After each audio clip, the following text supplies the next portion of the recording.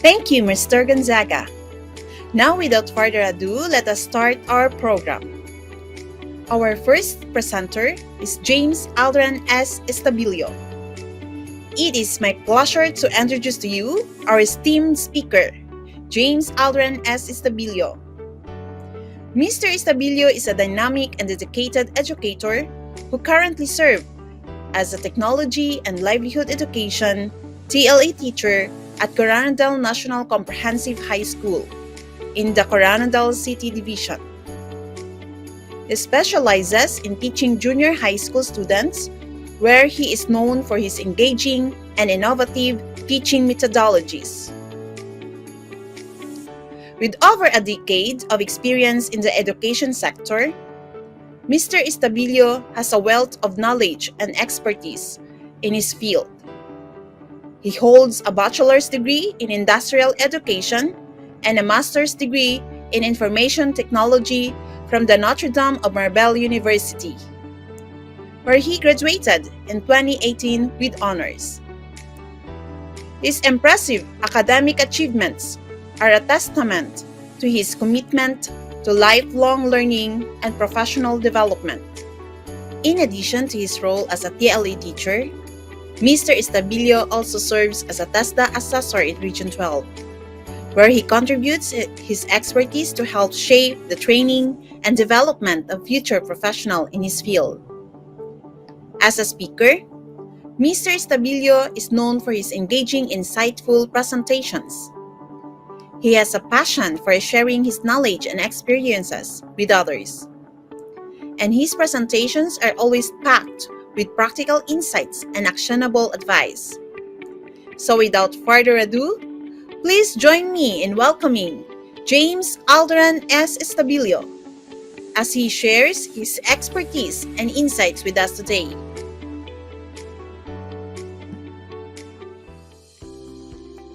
Good day everyone, I'm James Aldrin Estabillio, taking up Doctor of Philosophy and Education, major in Information and Technology Education. Today, I'm going to share it with you, a data analytics based on the research title that I'm going to present it with you. The research entitled Assessing the Effectiveness of a Remediation Class Program for Key NCHS Junior High School TLA Students on Academic Performance Using the T-Test Analysis. Educating learners is the core reason for all teaching learners processes which is undertaken in each classroom in the formal education platform. However, not all students can accommodate the learning processes, and this results with the different outcomes. With this in mind, teachers need to create an intervention plan and not let these other students fall behind and still catch up with the lessons being discussed. A remedial class is always an impressive way to solve this common problem. In Key NCHS, we have 15,000 students enrolled with a ratio of 1:50 students in a classroom with limited number of hours per subject. Considering that double shifting is implemented this school year due to the huge number of students officially enrolled in our school. Teachers need to do extra efforts to supplement their teaching from time to time. Remediation activities as one guarantees education assistance to those children who are low performers and absentees. This ensures better academic performance for all the pupils or students who are at risk of dropping out and failing. Besides, resolve that an intervention integrating both the growth mindset and stress mindset is not more effective than a single growth mindset in assessing middle school students with outlook. In the school's division of Coronadal City, low academic performance is observed among students in technology and livelihood education and other subjects. In fact, the division overall rating is previous National Achievement Test or the NAT is only 48 up to 51%. This result is far from the minimum passing rate of 75%. This is the main reason that our school had decided to conduct a remedial class to augment the school's initiatives to increase their academic standing and reduce the number of dropouts. For the objectives, This data analytics is to assess the effectiveness of remediation activities to the academics performance of TLE grade 9 students for the first and second quarter. This data analytics would reveal if there is a difference between the students' performance after the remediation intervention. This data analytics would address the issue on how the school could lessen the number of school dropouts and help the students improve in their performance in the subjects of TLE. For the research questions, number 1, is there a significant difference in the academic performance of students in TLE subject after the remediation activities? Number 2, is there a significant difference between the students' academic performance in TLE subject for the first and second quarter when grouped according to gender? And for the null hypothesis, HO1, there is no significant difference between the student academic performance in TLE subject for the first and second quarter. HO2, there is no significant difference between students' academic performance in TLE subject for the second quarter between male and female students. For the justification, in the school's divisions of Coronadal City, low academic performance is observed among students in TLE and other subjects. In fact, the division overall rating in previous national achievement tests is only 48 to 51%. This result is far from the minimum passing rate of 75%. This data analytic could augment the school's initiative to increase their academic standing. Remediation provides avenues to acquire the competencies that our learners needed to be equipped and ready for the next of their endeavor, as stipulated in the Department of Education DepEd Order Number 73 Series of 2012. For the data collection, the data collected from the TLE teachers involved and sought the result of the first quarter grades. With the low results of the students' first quarter grades, same students' data used in the second quarter, but with the remediation activities in class. The data that is used in these analytics are taken from the grade 9 TLE students and in one of the biggest secondary schools in Region 12. It is limited to the first and second quarter grades and TLE of 100 grade 9 students enrolled in KNCSS Junior High School. The student ages ranging from 14 to 15 years old, both males and females. Let's proceed to the analytical method.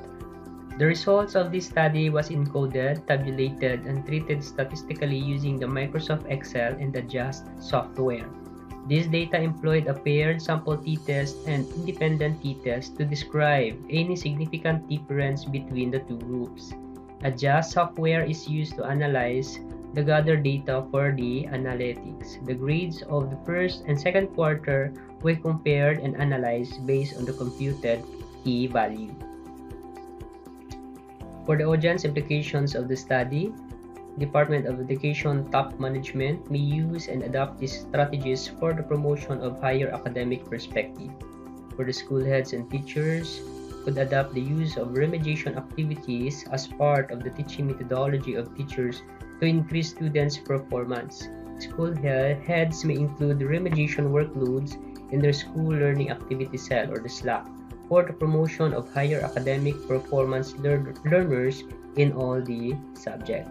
And for the stakeholder parents, it can give constructive feedback to parents on how they can further support their child's learning and development. And for the students, it helps students improve their academic performance by providing additional instruction, support, and practice in specific subject or skills where they are struggling. So this time, let's check and open our data file. So my data file is already exported into the CSV file so that it could be opened into our JAS file. So here is my first column for the first quarter and the second column for the second quarter. And of course, I have also the data for the male and female. So these are my respondents for the data analytics. So this time we will now going to open our JAS file.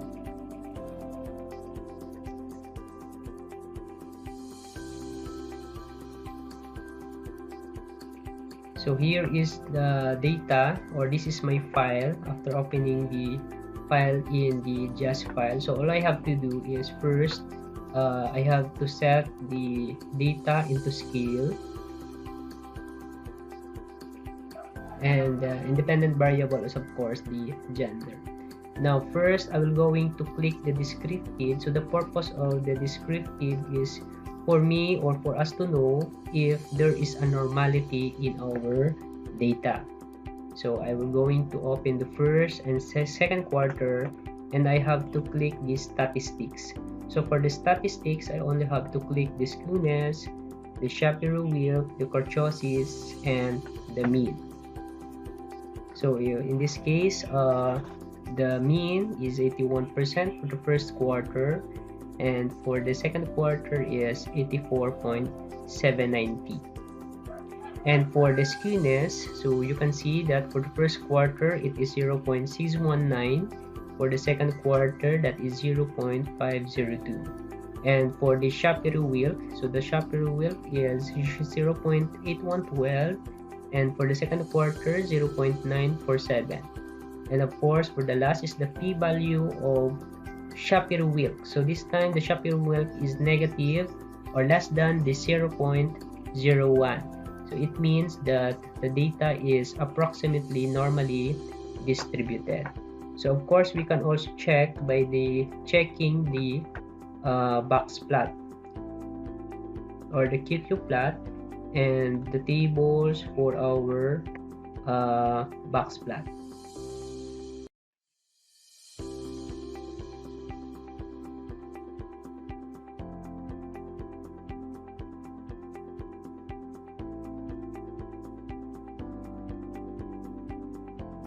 Okay, as you can see, our box plot is normally distributed because there is no outliers in our data. And of course for the first quarter, the QQ plot, so most of all the data are is within the line, so except for those, but few of them, but most of the data is in the line. So we can say that this is normally distributed. So we can use now for the t-test. So considering that we know that the data is approximately normal, so we will going to click now the t-test. So what is now the t-test? The t-test is a statistical test that is used to compare the means of two groups. So it is also often used in hypothesis testing to determine whether a process or treatment actually has an effect on the population of interest, or whether the two groups are different from the other. So first is we will have our independent t-test. So what is an independent t-test? So when we say independent t-test, it is used to compare two samples means from unrelated groups. So this means that there are different people providing scores for each groups. So the purpose of this test is to determine if the samples are different from each other. So in my case, I have two variable for the second quarter, and another variable unrelated group is the gender, and I will going to click the descriptive. So right after this, we will going to interpret what this data means.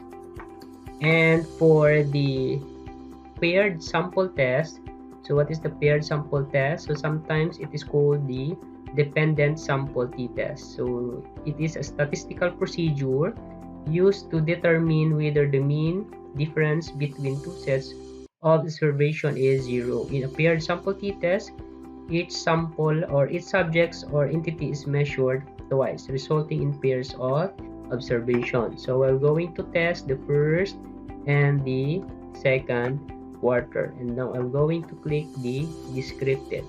Then right after here, we will going to export this into our statistical data so that we could generate and interpret this data.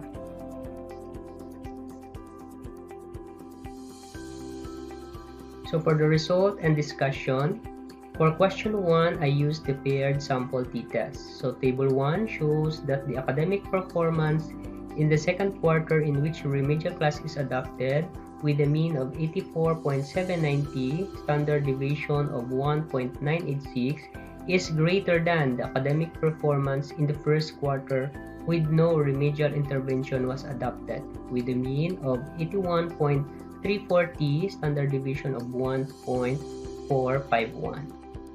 And for the table number 2, it shows that the p-value is 0.001, which is less than the 0.05.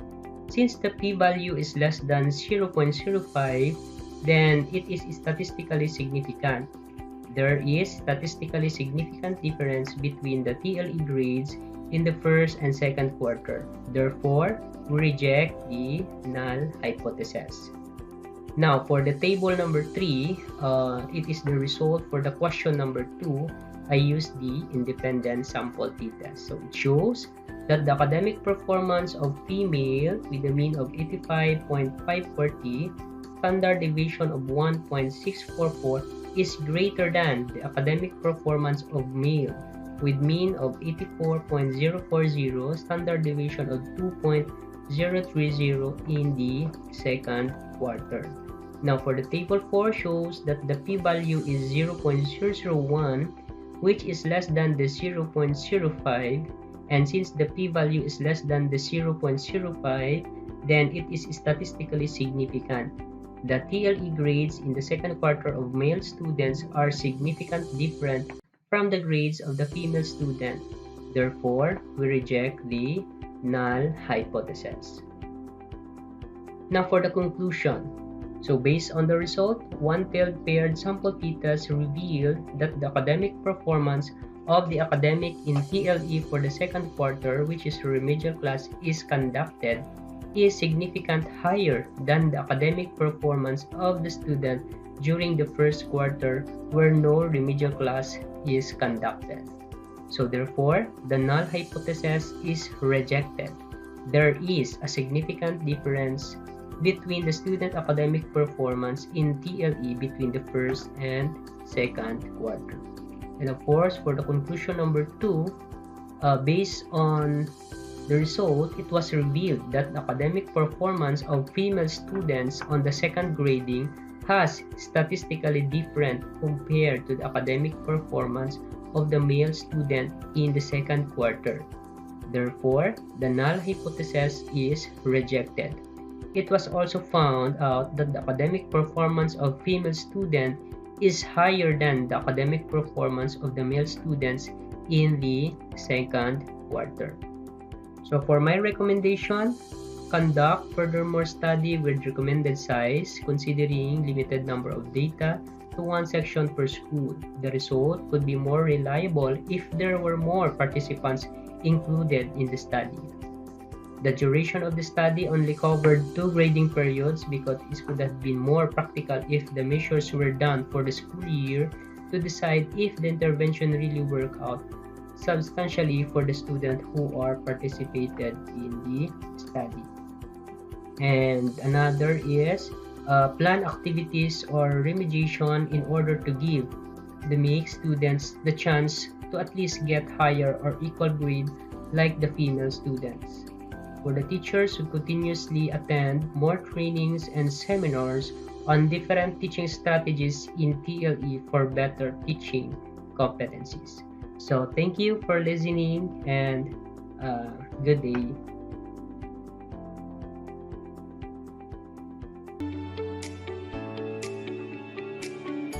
Our next presenter is Archie S. Gonzaga.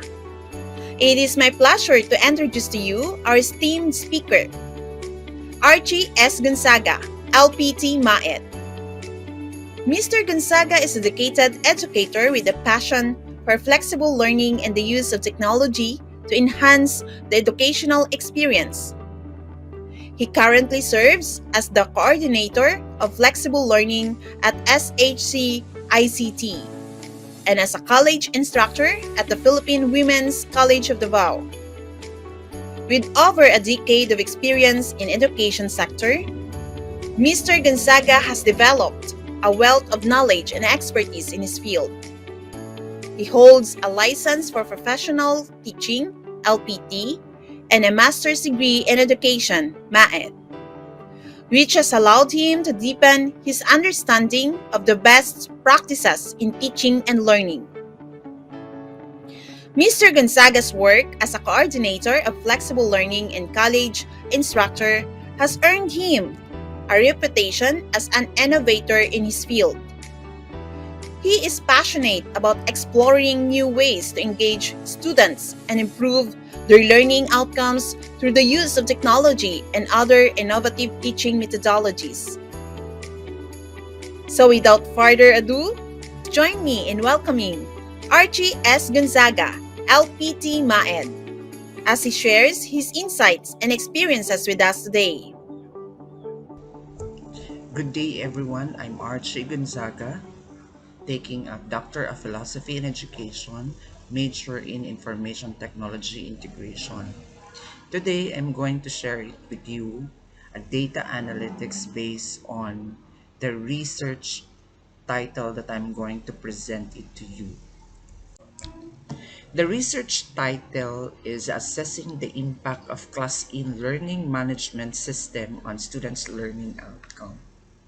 Now, the rapid development and expansion of technology has transformed the way education is delivered and accessed with the increasing adoption of learning management system as a tool to enhance students' learning outcomes.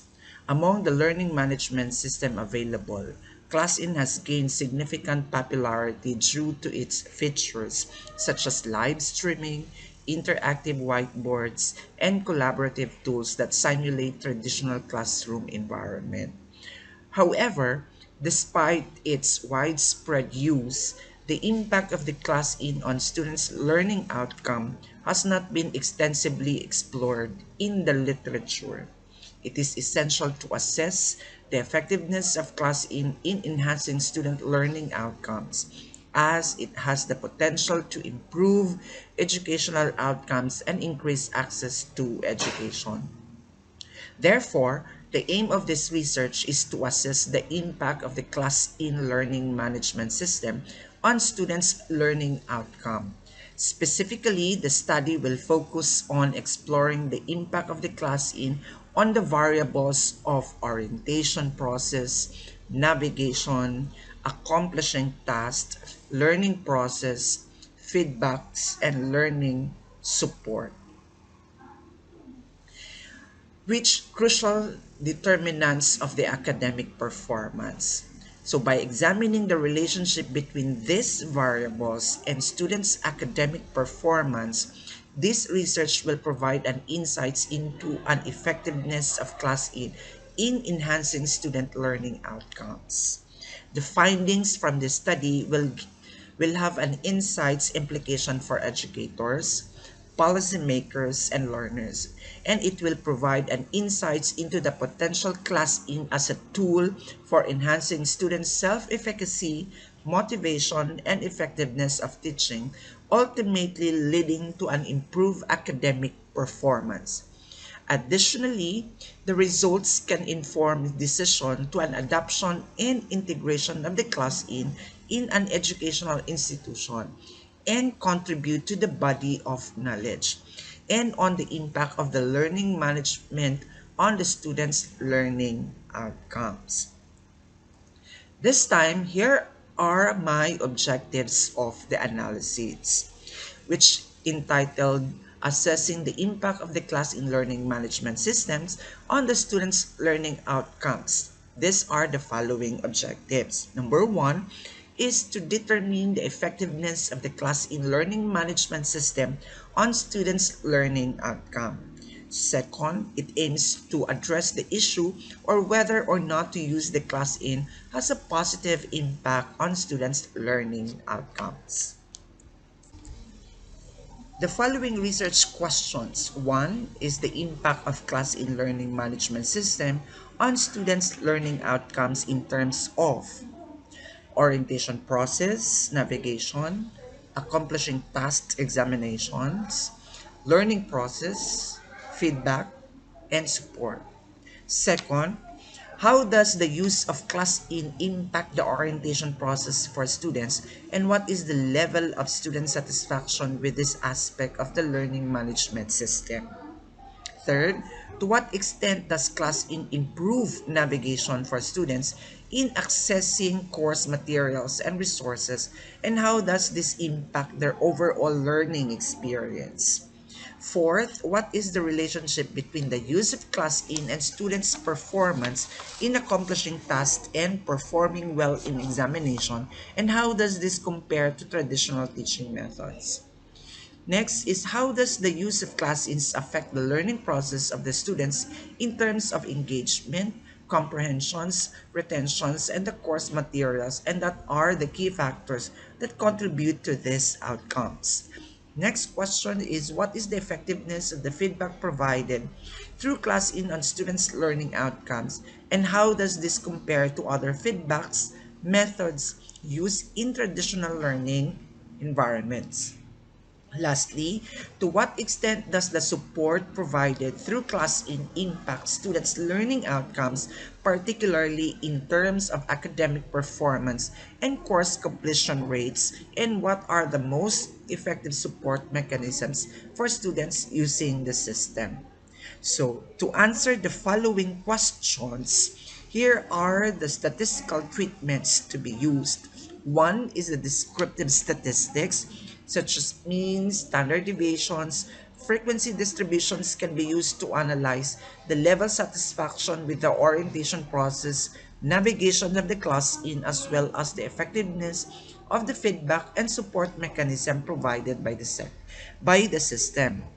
Two, which is the ANOVA or analysis of variance that can be used to compare the performance of students using class in accomplishing tasks and examinations with those using traditional learning methods, as well as to identify in any significant differences across different students groups. Third is the correlational analysis that can be used to examine the relationship between the use of class-in and student engagements, comprehension, retentions of course materials, as well as to identify the significant relationship between the variables. And we also have the regression analysis that can be used to predict the impact of the class-in on students' learning outcome, as well as to identify the most effective support mechanism for students using the system. Overall, the combination of a quantitative methods such as surveys and data analysis can be used to gather and analyze this data on the impact of the on students' outcome, with the aim of providing an insights into an effectiveness of the system and identifying areas of the improvement.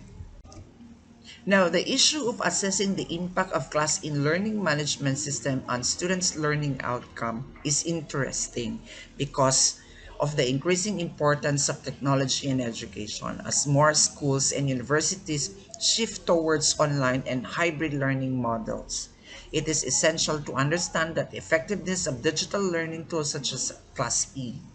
The answers obtained from the study will contribute to the existing knowledge by providing an empirical evidence of the impact of class-in on students' learning outcomes. This evidence will help educators, administrators to make informed decisions regarding the implementation and the use of class-in their educational settings. The study is relevant because it addresses the need of the evidence-based decision-making in education by providing data-driven insights into the effectiveness of class-in. This study can also help improve the quality of education and enhance students' learning outcomes. Additionally, the results of the study may inform the development and improvement on other learning management systems and digital learning tools. So to assess the impact of the class in learning management systems on the students' learning outcomes, I may collect various types of data such as the following demographic informations and students' feedback surveys. This data may be collected from the students who have used Class E. The best source of this analysis is likely to be the data collections from the randomized controlled trial, where participants are randomly assigned to the either use class in or not. This designs helps to reduce the selection bias and ensure that any observed differences in a student's learning outcomes can be contributed to the use of the class in. However, there may be limitation of this data source. For example, it may be difficult to control for an external factor that control or that could impact students' learning outcomes such as differences in teachers' quality or access to resources. Additionally, the data collected may not be generalizable to other educational contexts or students' population. Another potential limitation is the reliability and validity of the measures used to assess students' learning outcomes. And it is also important to ensure that these measures are appropriate for the educational setting and the objectives of the study. Overall, while there may be limitations of the data source using the randomized controlled trial and carefully selected measures that can help to ensure the validity and reliability of the findings. The following statistical treatment are used, such as descriptive statistics such as mean, standard deviations, and frequency distributions can be used to analyze the level of satisfaction and the orientation process and navigation of the class in, as well as the effectiveness of the feedback support mechanisms provided by the system.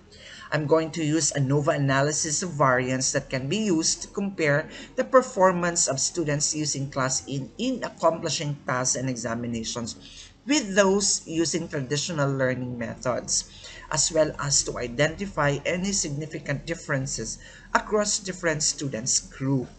Another one is the correlational analysis that can be used to examine the relationship between the use of class in and students' engagements, comprehensions, retentions of the course materials, as well as to identify any significant relationships between the variables. And finally, I will use the regression analysis that can be used to predict the impact of the class in on students' learning outcome, as well as to identify the most effective support mechanism for students using the system.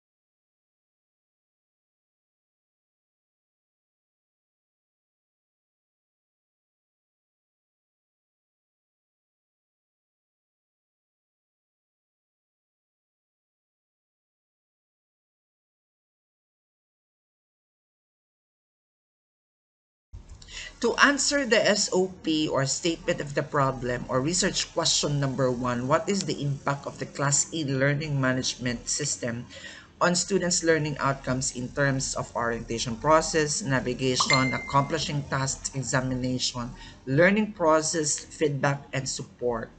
So based on the results, provided in the given subsection, it can be concluded that the class-in learning management system has a significant impact on students' learning outcomes in terms of orientations, process, navigations, accomplishing task examination, learning process, feedback, support. The linear regressions model shows that all independent variables, including orientation, process, navigation, accomplishing tasks, examination, feedbacks, and the learning support significantly predict the independent variable, the learning process, with an R squared value of 0.442. This indicates that 44.2% of the variance in the learning process can be explained by independent variables.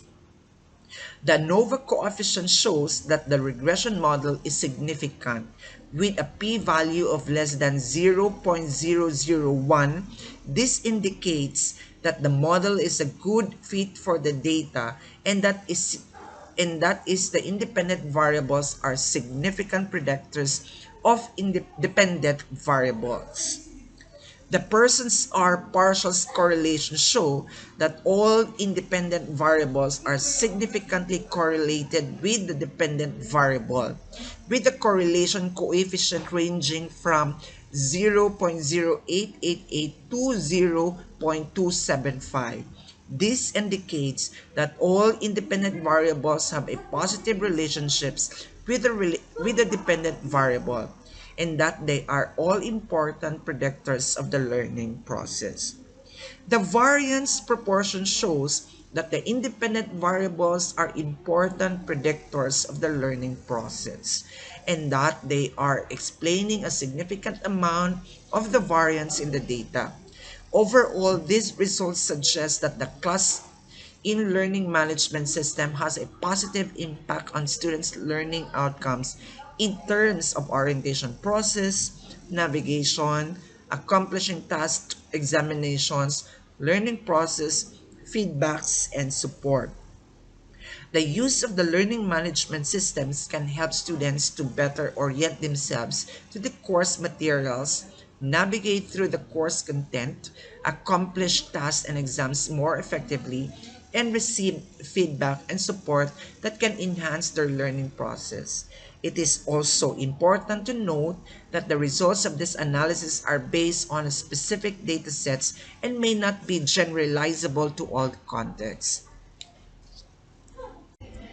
To answer the research question number 2, how does the use of class-in impact the orientation process for students, and what is the level of student satisfaction with this aspect of learning management system? So based on the results provided in the given subsection, the use of the class-in has a significant positive impact on the orientation process for students. The orientation process variable has a positive correlation with the dependent variable learning process, with the correlation coefficient of 0.093 and a p-value of 0.002. This indicates that the orientation process is a significant predictor of the learning process, and the use of class-in can help students or a better orientations in themselves to the course material. So this feedback could provide valuable insights into how students perceive the orientation process in Class in and how it compares to other learning management systems or traditional classroom settings. Nevertheless, the results of this statistical analysis suggest that the use of Class-in can have a positive impact on the orientation learning process for students, and that is the significant predictor of the learning process. This also highlights the potential benefits of using a learning management systems like Class-in, which can provide students with a structured and organized approach to learning and help them navigate through the course content more effectively. Now, to answer the statement of the problem or the research question number 3 and number 4, to what extent does Class-in improve navigation for students in increasing or accessing course materials and resources, and how does this impact their overall learning experience? Or what is the relationship between the use of class in and students' performance in accomplishing tasks and performing well in examinations, and how does this compare to traditional learning methods? To answer the following questions, based on the results provided in the given subsection, the use of the class in has a significant positive impact on navigation for students in accessing course materials and resources. The navigation variable has a positive correlation with the dependent variable learning process with a correlation coefficient of 0.121 and a p-value of a less than 0.001. This indicates that the navigation variable is a significant predictor of the learning process and that the use of class in can help students to navigate through the course content more effectively. The accomplishing task exams variable also has a positive correlation with the dependent variable learning process with a correlation coefficient of 0.201 and a p-value of less than 0.001. This indicates that the accomplishing task exams variables in a significant predictor of the learning process, and the use of the class in can help students to accomplish tasks and perform well in the examination. Nonetheless, the result of this statistical analysis suggests that the use of class in can have a positive impact on the navigation and students' performance in accomplishing tasks and performing well in the examination. The highlights the potential benefits of using learning management systems like class in, which can be provides the students with a structured and organized approach to learning and help them to navigate through the course content more effectively. Now, to answer the statement of the problem or the research question number 5 and number 6, what is the effectiveness of feedback provided through class in on students' learning outcomes, and how does this compare to other feedback methods used in a traditional learning environments? To what extent does the support provided through class in impact students' learning outcomes, particularly in terms of the academic performance and course completion rates? And what are the most effective support mechanisms for students using the system? So to answer the following research questions, the given subsections provides informations on the impact of feedback and support provided through class in on students' learning outcomes.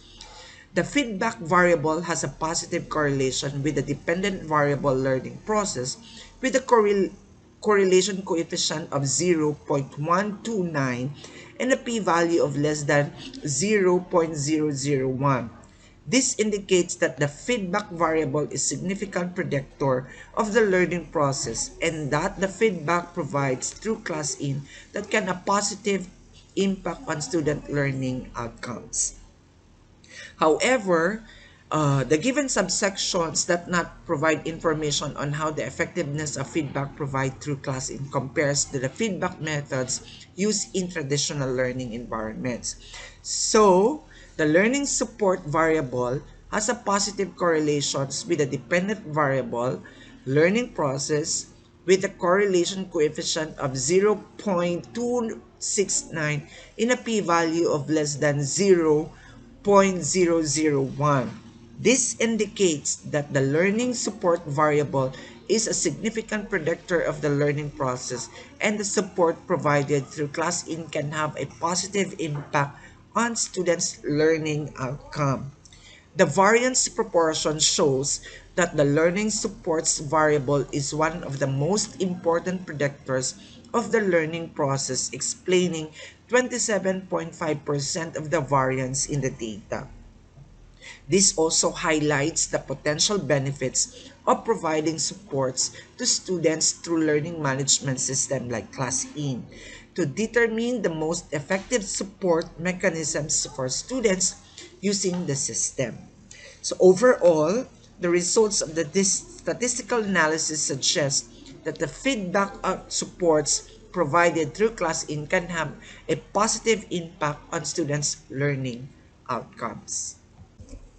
Therefore, the given subsections also provides information on statistical analysis of the relationship between the dependent variable learning process, independent variables, orientation process, navigation, accomplishing task exams, feedback, and learning support.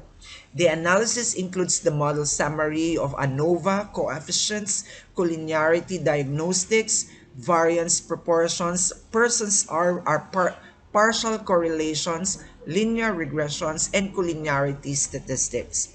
The linear regressions model shows that the independent variables significantly predict the independent variable with an R-squared value of 0.442, indicating that 44.2% of the variance in the learning process can be explained by independent variables.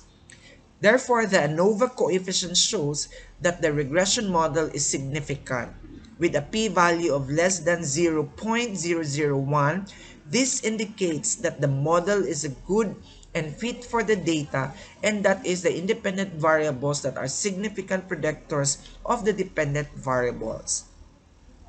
The collinearity diagnostic shows that there is no multicollinearity among the dependent variables, with the tolerance values above zero point 0.2 and all VIF values below is 5. This indicates that the independent variables are not highly correlated with each other and that they are all contributing to a unique information to the model.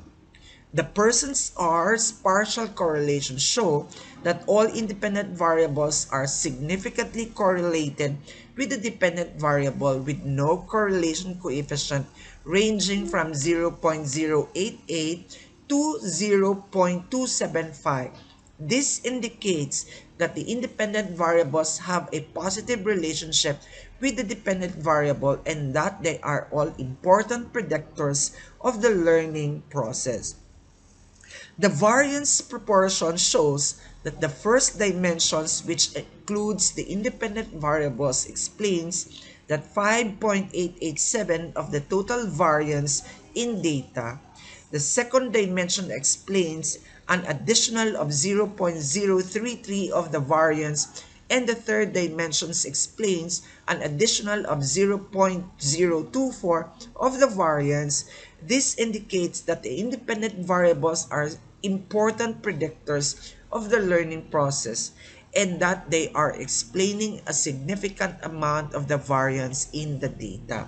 So overall, the results of the statistical analysis suggest that independent variables, orientations, process, navigations, accomplishing tasks, exams, feedbacks, learning supports are all significant predictors of the dependent variable and learning process. The analysis shows that there is no multicollinearity among the independent variables and that they are all contributing to a unique information to model. The results also suggest that the independent variables are explaining a significant amount of variance in the data and that they are all important predictors of the learning process. That's all of my data analytics, and thank you very much for listening. Have a good day, everyone. Thank you, Mr. Gonzaga. Our third presenter is Edwin M. Pasha, who will share with us the benefits of predictive analytics. Good day, everyone. I am Edwin Impasha Jr., a PhD ITI student. So today I am going to present to you my research title, Comparing the Effectiveness of In-Class and Online Learning, a paired t-test analysis of the difference in score. So the COVID-19 pandemic has brought a significant shift in the way education is delivered. So with the closure of schools and universities, students and educators have had to adapt to online learning methods. So while in-class learning has been the traditional way of education, online learning has emerged as an alternative means of delivering education. As we move forward, it's important to understand the effectiveness of both in-class and online learning and to determine which one is better suited to meet the needs of the students. So in this study, we will be using a paired t-test analysis to compare the effectiveness of in-class and online learning by analyzing the difference in score between the two methods. So this analysis will provide a valuable insights into the effectiveness of different modes of instructions and inform decisions about the future of educations.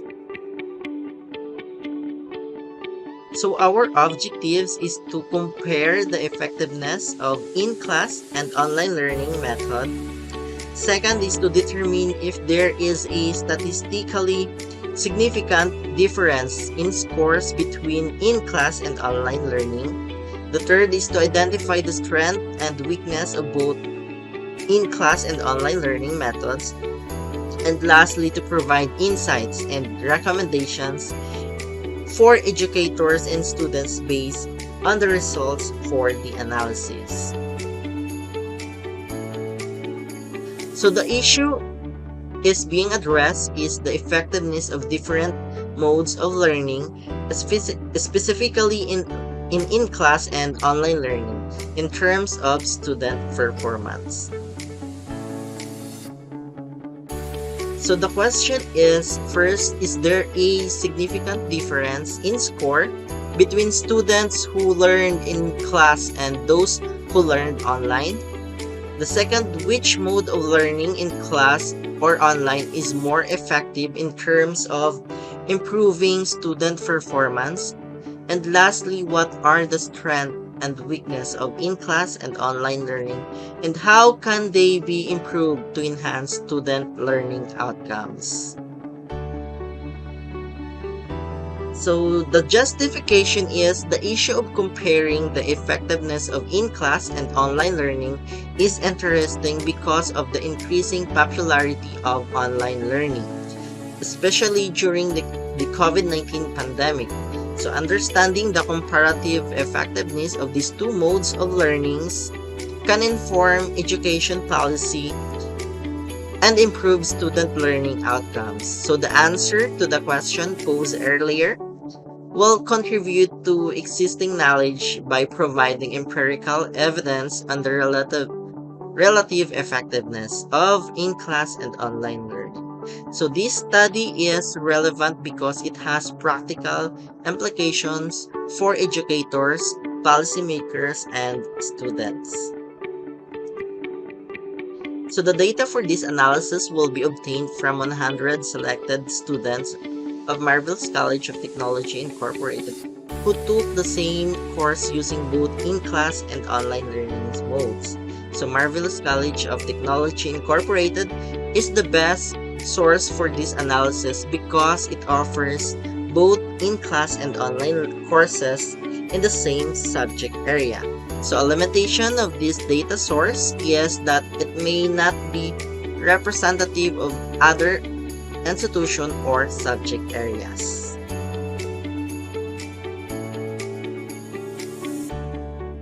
So the appropriate statistical technique for this analysis is a paired t-test to compare the means of the two dependent groups, the students who took the same groups using both in-class and online learning modes. So the t-test will determine whether there is a significant difference in the mean scores of the two groups and whether this difference is statistically significant. So the audience for this analysis includes educators, policymakers, and students who are interested in the comparative effectiveness of in-class and online learning. So educators and policymakers can use the result to inform their decision on the mode of learning to adopt, while students can use the results to make informed choices on the mode of learning that is most effective for them. So the first thing that we are going to do is to open the just and and import the gathered data.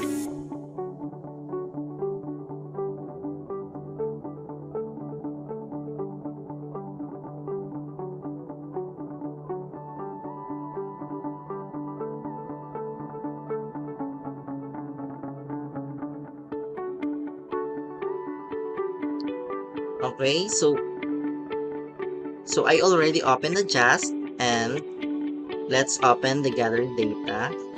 So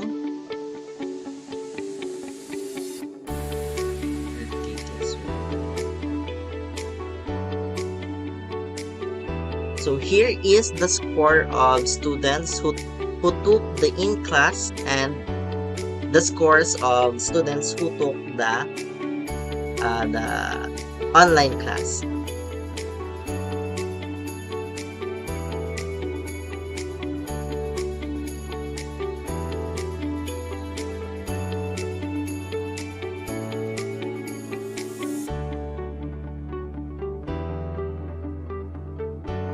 But before we start, we have to check first the descriptive. The purpose of this descriptive is for us to know if there is a normality within our data. So you have to first put our variables in this area, and I am going to check the skewness, kurtosis, Shapiro-Wilk, and the mean. So in this area, you can see the result. So the mean of the in-class is 38.380, while the online class is 37.350. The skewness is a standard error of skewness is 0.241. Same with the online class. The kurtosis is 0.478.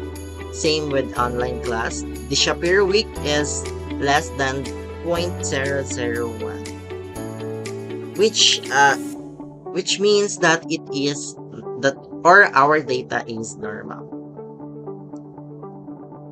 The next that we are going to see is to see the QQ plots and the box plots.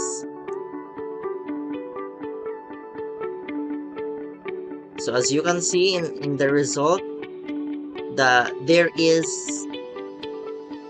you can see in our result, that it is normally distributed.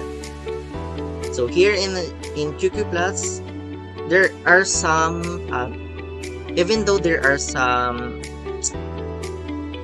data that not in the line, but most data, as you can see, is in the line. So therefore, we can conclude, or we can say that the data is normally distributed. So moving on, let's move to our main goal, which is the paired t-test. So here we are going to just click this t-test. So the t-test is a statistical test used to compare the means of two groups.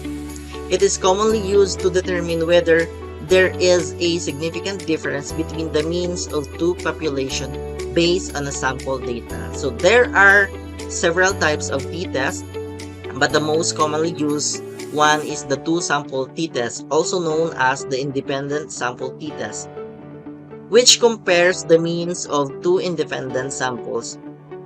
Another type of t-test is the paired t-test, also known as the dependent sample t-test, which compares the means of two related samples, such as before and after measurements on the same individuals. That's why we are going to use a paired t-test.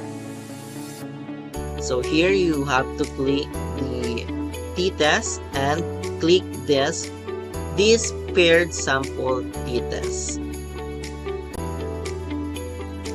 Then we have to put the in-class and online class to the variables. And here you can see the result of the paired sample t-test. Also, we have to check its descriptive. So here is the result. In paired sample t-test, our p is 0. Or our p-value is 0.057, and in descriptives, our mean in class is 38.380, while the online class is 37.350.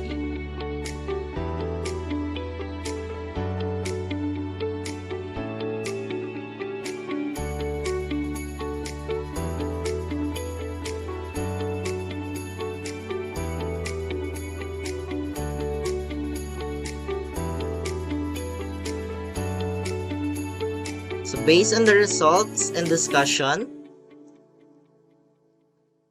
Table 1 shows that the scores of students who take the online class is M equals to 37.350 and S is equals to 4.635 is lower than their score in class, which is M is equals to 38.380 and S is 6.291.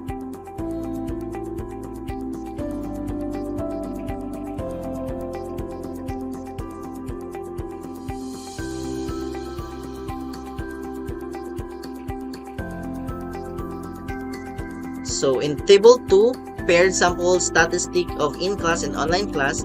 So based on the paired t-test result with a p-value of 0.57, we cannot reject which means we cannot reject the null hypothesis at the conventional alpha level of 0.05. So this means that there is no significant difference in the mean scores between the students who took the in-class and online modes of learning.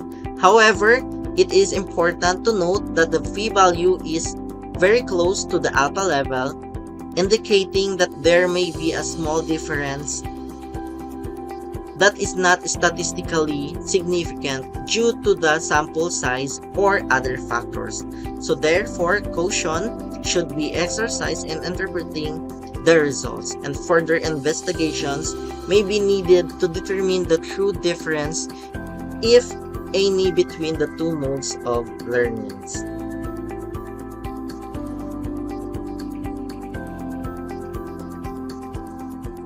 So our conclusion based on the paired t-test analysis of the difference in scores between in-class and online learning, the result shows that the mean score of students who took the in-class mode of learning is M is equals to 38.380 and S is equals to 6.91 is higher than the mean score of students who took the online mode of learning, which is M is equals to 37.350 and S is equals to 4.635.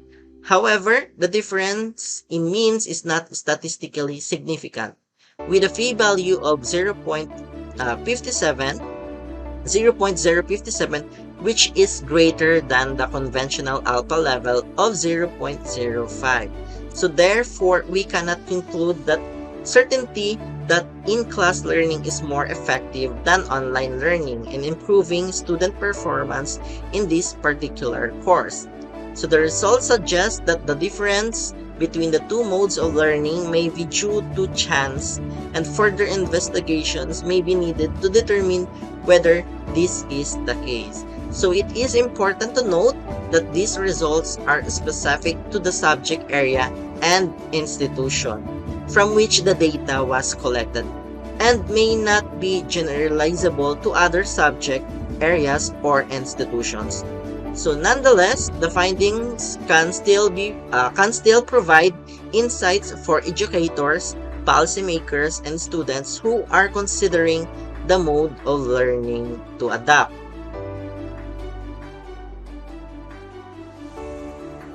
So our recommendation, or my recommendation, so based on the result of the paired t-test, which indicates that there is no significant difference in the effectiveness of in-class and online learning modes, In improving student performance, the following recommendation can be made. So, number one is institutions should consider offering both in-class and online learning modes to accommodate the different needs and preference of students. So, students should be provided with informations about the advantage and disadvantage of both modes of learning and given the opportunity to choose the mode that is most suitable for them. Number two, educators should consider the course content and learning objectives when deciding on the mode of learning to adopt. So some courses may be more effectively taught using the in-class mode while others may be more effectively taught using online mode. So therefore, educators should consider the unique needs of each course and tailor their teaching methods accordingly. Number three,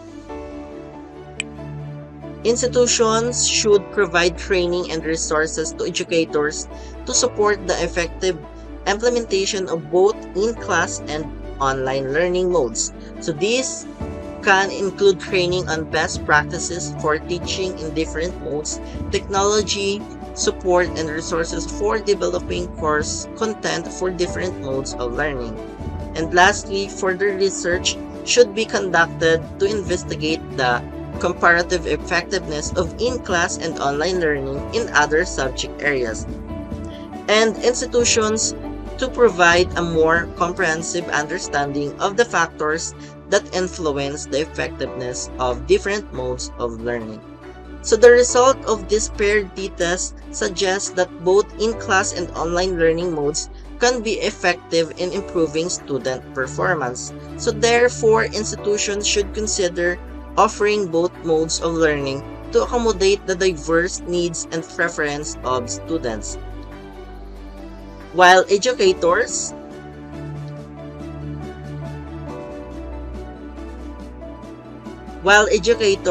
should tailor their teaching methods based on the unique needs of each course.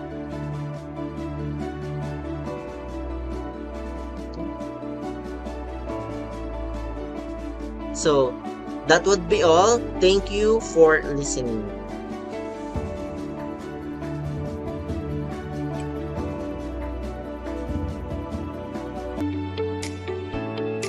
Thank you, Mr. Pasha. Our fourth presenter is Jason Ryan A. Pujeda. It is my honor to introduce to you our distinguished speaker, Jason Ryan A. Pujeda. Mr. Pujeda is a dedicated public school elementary teacher who currently serves at the Don Juan de la Cruz Central Elementary School in the division of Davao City.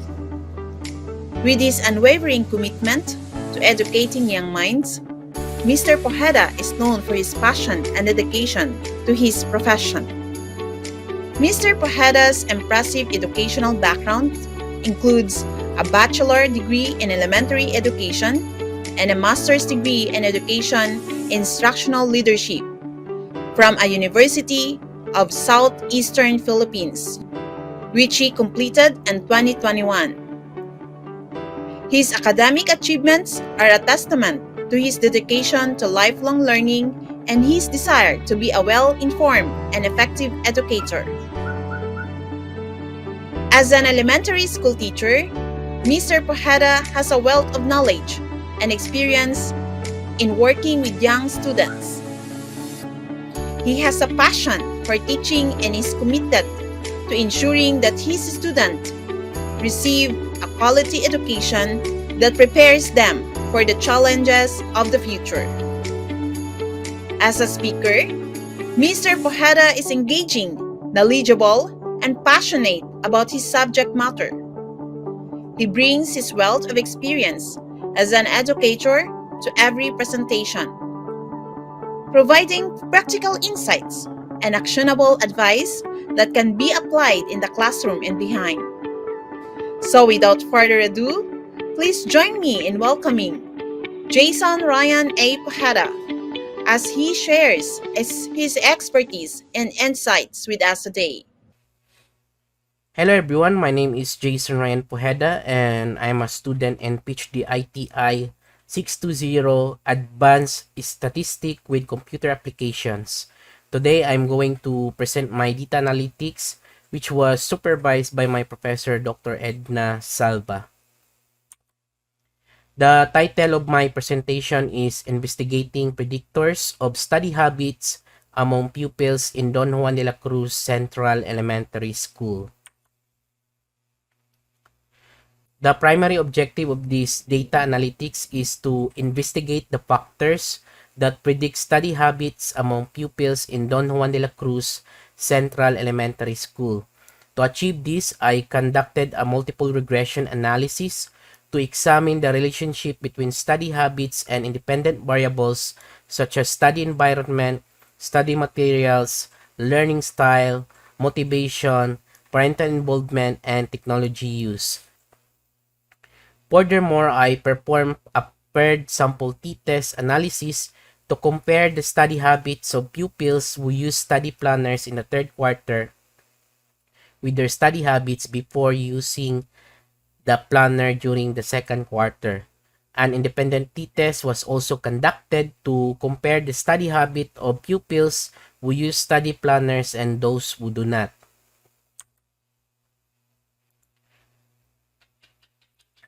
Research questions. Number 1. Is there a significant difference in study habits between pupil who use a study planner and those who do not? Number 2. Is there a significant difference in study habits between pupils before and after using a study planner? Number 3. To what extent do study environment, study materials, learning style, motivation, parental involvement, and technology use predict study habits among pupils in Don Juan de la Cruz Central Elementary School? Justification. The issue addressed in this study is interesting because it can provide insights into the factors that influence pupils' study habits. Understanding the relationships between the study habit and the independent variables such as study environment, study materials, learning style, motivation, parental involvement, and technology use can help teachers and school administrators to develop strategies to improve the learning experience of pupils. Additionally, by analyzing the effectiveness of study planner in improving study habits, this study can provide practical recommendation to pupils and their families. Before I discuss the data collection, I want to present the null hypothesis of this study. First, for the independent t-test, the null hypothesis that there is no significant difference in study habits between pupils who use study planner and those who do not. Second, for the paired sample t-test, the null hypothesis is that there is no significant difference in study habits between pupils before and after using a study planner. Third, for the multiple regression analysis, the null hypothesis is that there is no significant relationship between study habits and the independent variables, study environment, study materials, learning style, motivation, parental involvement, and technology use among pupils in Don Juan de la Cruz Central Elementary School. Data collection. The data collection for this study were collected from a sample of 103 grade 6 pupils who belong to 3 sections of Don Juan de la Cruz Central Elementary School. The data were gathered through a survey questionnaire composed of a Likert scale on study habits and various independent variables, including study environment, study materials, learning style, motivation, parental involvement, and technology use. The survey was administered during the second and third quarter of the academic year 2022-2023. Additionally, the paired t-tests were conducted to compare the study habit of the pupils who use study planners in the second and third quarters. The age of the students ranged from 11 to 13 years old, with both male and female students included in the sample. The data were collected with the intent of exploring the factors that may predict study habits among pupils and guide educators in developing strategies to improve study habits in the school. The analytical methods that will be used for this data analytics are the independent t-test, paired sample t-test, and multiple regression analysis using the statistical software JAS. The independent t-test will be used to compare the means between the two independent groups in order to distinguish whether there is a statistically significant difference between the means in two unrelated groups. The paired sample t-test will be used when we are interested in the difference between two variables of the same subject, and these two variables are often separated by time. Moreover, multiple regression analysis using JAS will be employed to evaluate the relationship between the dependent variable and multiple independent variables. Multiple regression analysis is a statistical method that determines the relationship between a dependent variable and two or more independent variables by modeling the relationship between them. The independent t-test, paired sample t-test, and multiple regression analysis using JAS are common statistical technique used in research studies to assess the relationship between variables, and their use is supported by established statistical guidelines. The result of this study can be useful to various stakeholders, including teachers, school administrators, pupils, and their families. By identifying the factors that influence study habit, teachers and school administrators can develop interventions and strategies to improve the learning experience of pupils, such as creating a conducive study environment, providing adequate study materials, and using appropriate teaching methods based on pupils' learning styles. Additionally, the result of the paired sample t-test and independent t-test can help pupils and their families make informed decisions about the use of study planners.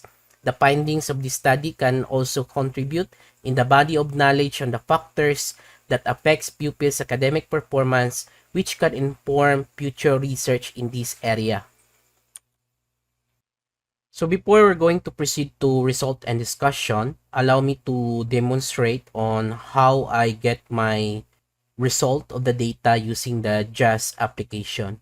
So to conduct the t-test, let us first load our data by clicking this one, open.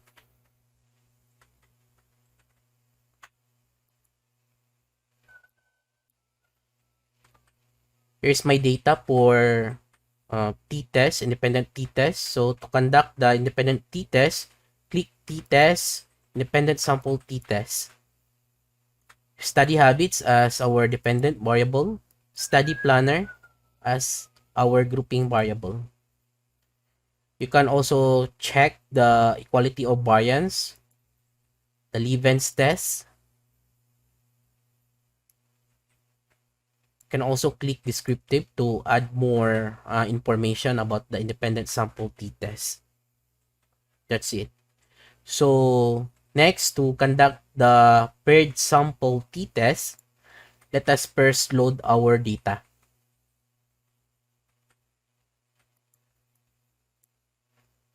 So here's my data for the paired sample t-test. Study planner before in second quarter and study planner after in the third quarter. So to conduct the paired sample t-test, just click t-test, paired sample t-test, and put these two variables into variable pairs.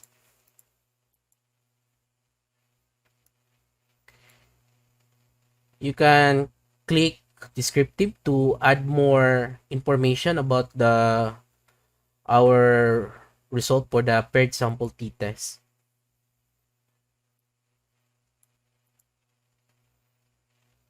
Next, to conduct multiple regression analysis, let us load our data.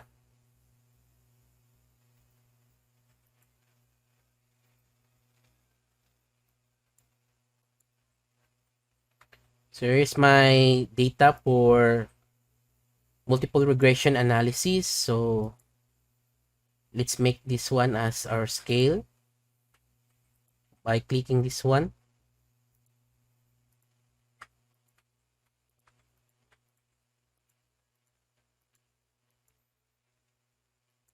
Click regression, linear regression, our study habit as our dependent variable, and the independent variable, put this one into covariates.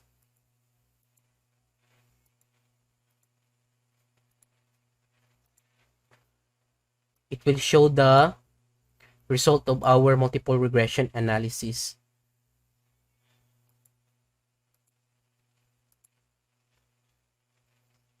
We can also check the collinearity. If there is no collinearity in our variables by checking this one, collinearity diagnostic.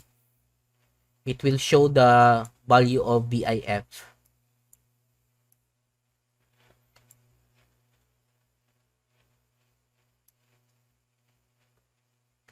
So that's it. Now this time we're going to proceed to result and discussion. Result and discussion. Research question number 1. Is there a significant difference in study habits between pupils who use a study planner and those who do not? The table shows the result of an independent sample t-test conducted on the study habit of pupils who use a study planner and those who do not. The t-value is negative 5.421 with 101 degrees of freedom, and the p-value is less than 0.001, indicating a statistically significant difference in study habits between the two groups. Specifically, the study habit of pupils who use a study planner are significantly different from those who do not. The Levens test was conducted to test the assumption of equal variances for the variable study habits. The test resulted in a Levens f-value of 2.801 with 1 and 101 degrees of freedom and a p-value of 0.097. Since the p-value is greater than the alpha level of 0.05, we fail to reject the null hypothesis of equal variances. Therefore, we can assume that the variances of the two groups, pupils who use study planner and those who do not, are equal. This assumption being met indicates that the result of the subsequent t-tests are valid and reliable.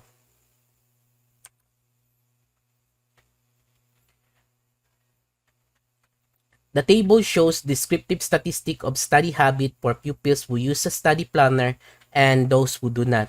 The result indicate that pupils who reported using a study planner had a significantly higher mean study habit with a score of 3.742 compared to those who did not use a study planner with a mean of 2.784.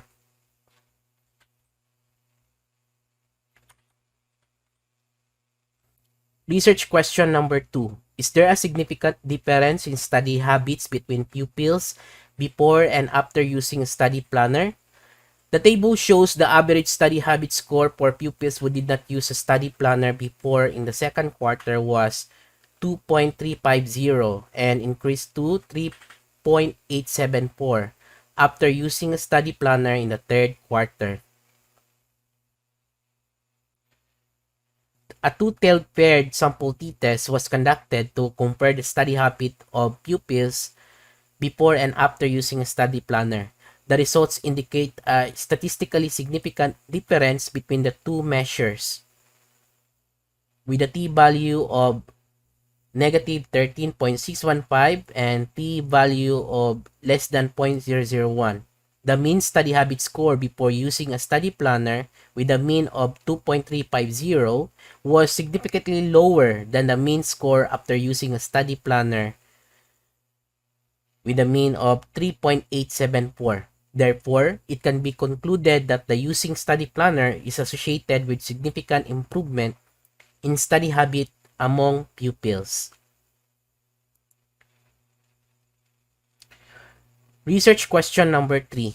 To what extent do study environment, study materials, learning style, motivation, parental involvement, and technology use predict study habit among pupils in Don Juan de la Cruz Central Elementary School?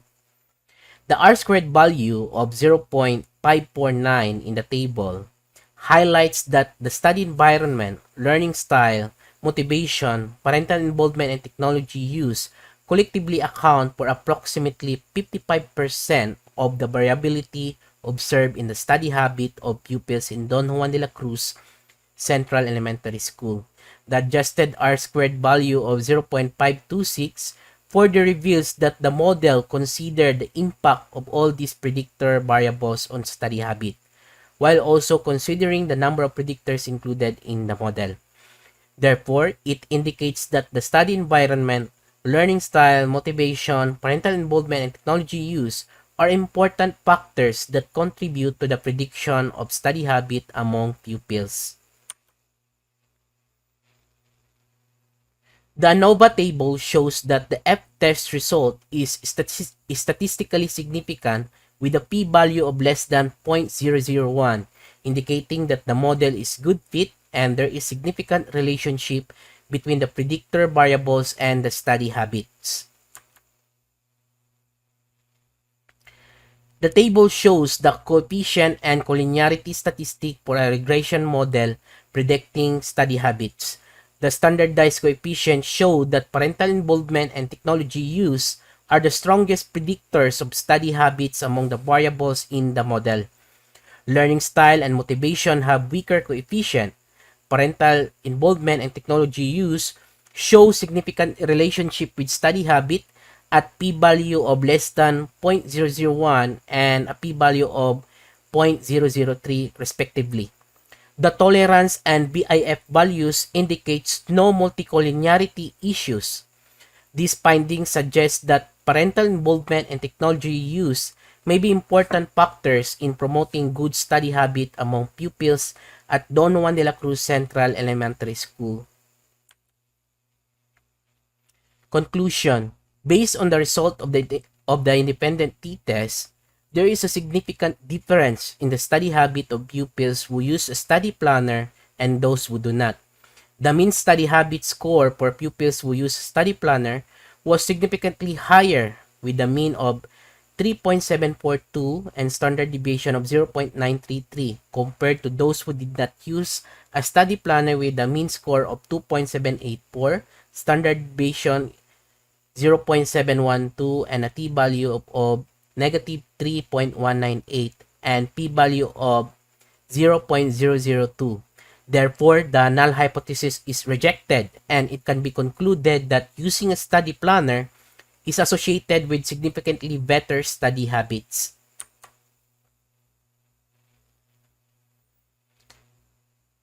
Based on the results of two-tailed paired sample t-test, there was a statistically significant increase in the mean study habit score before with a mean score of 2.350, standard deviation of 1.064, and after with a mean score of 3.874, standard deviation 1.126 using a study planner among pupils. The t-value was negative 13.615 with 102 degrees of freedom and the p-value was less than 0.001, indicating that the increase in study habit was not due to chance. Therefore, the null hypothesis is rejected and it can be concluded that the use of study planner has a significant effect on improving study habits among pupils.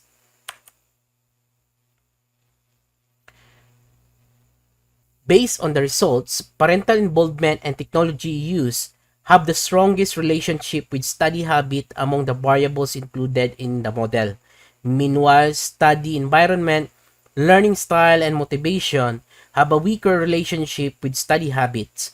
The model summary indicates that the predictors in the model explain 54.9% of the variance in study habits, with an RMSE of 0.776. These findings suggest that parental involvement and technology use may be important factors to consider in promoting good study habit among pupils in Don Juan de la Cruz Central Elementary School. Recommendations. Number 1. Encourage the use of study planners and provide training on how to use them effectively. The study shows that using a study planner significantly improve study habits among pupils. Therefore, schools should encourage pupils to use study planners and provide training to help them use these tools effectively. Number two, encourage parental involvement and promote the use of technology in education. The study found that parental involvement and technology use have a strong relationship with study habits. Hence, schools should encourage parents to be involved in their child's education and incorporate technology in teaching methods. Number three, consider the study environment, learning style, and motivation. Although these factors have weaker relationship with study habits, they should still be taken into account when promoting good study habits among pupils. And that's the end of my presentation. Thank you for listening.